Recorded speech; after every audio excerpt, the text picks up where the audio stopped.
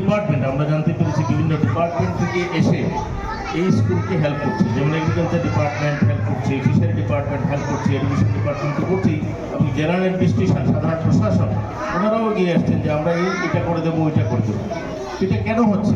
কিছু ইনিশিয়েটিভ ওনারা নিজের থেকে নিয়েছেন এবং যেটা অন্যদের চোখ খুলে দিতে পারে, যাতে অন্য স্কুলে যারা আছেন ওনারা এগুলো দেখে যাতে শিখতে পারেন যে নতুন কনসেপ্ট তো সবার পক্ষে সবার মধ্যে আসে না, ক্রিয়েটিভ থিঙ্কিং সবার মধ্যে আসে না।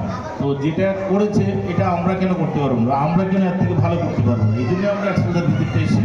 আমি এই বিদ্যালয়ের যিনি প্রধান শিক্ষিকা আছেন এবং অন্যান্য শিক্ষক শিক্ষিকা মণ্ডলী অন্যান্য কর্মচারী যারা আছেন এবং আজকে যারা এক্সপোজার ভিজিটে আমরা এসেছি সবাইকে আজকের এই দিনটায় আমাদের এই বিশেষ যে কার্যক্রম তার জন্য হার্দিকভাবে অভিনন্দন জানাচ্ছি।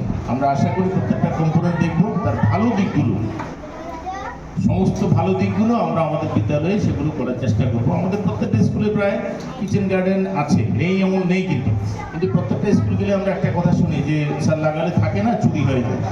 এই স্কুলটাতেও কিন্তু চুরি হতো, কিন্তু মানুষকে এমনভাবে মোটিভেট করা হয়েছে, এমনভাবে উৎসাহিত করা হয়েছে, আমি এসে দেখে গেছি যে পাড়ার লোক এসে এখানে কাজ করে দিচ্ছে। এখানে যারা সিনিয়র স্টুডেন্ট ছিল, যারা পাস আউট হয়ে গেছে, এরা এসে নিজের থেকে শ্রম দিয়ে এই কিচেন গার্ডেনটাকে সাজিয়ে দিচ্ছে। তাহলে এটা কী করে সম্ভব হলো?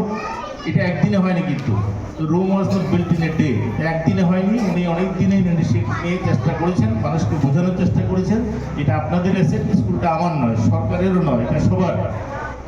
তাহলে আজকাল জানেন কনসেপ্টটা স্টুডেন্ট, টিচার, প্যারেন্টস